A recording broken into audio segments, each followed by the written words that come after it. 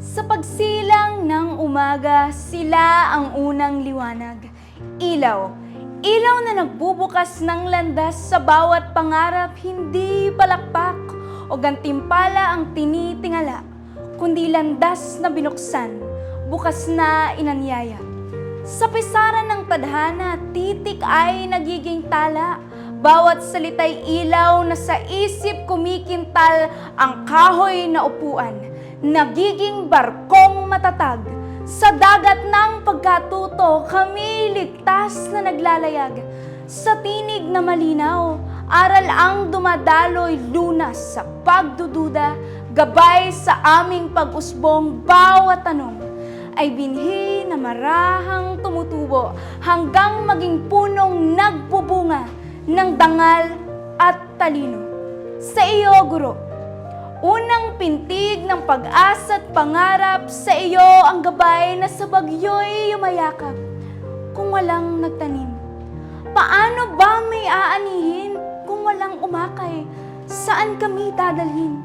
Sa landas na malabo?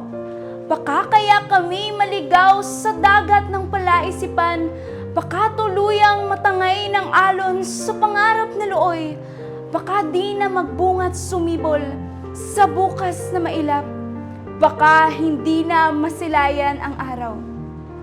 Kaya pagpupugay, sapagkat sa inyo ang ilaw na di kumukupas, pagdakila sa gabay na sa dilim ay yumayakap dahil sa aruga.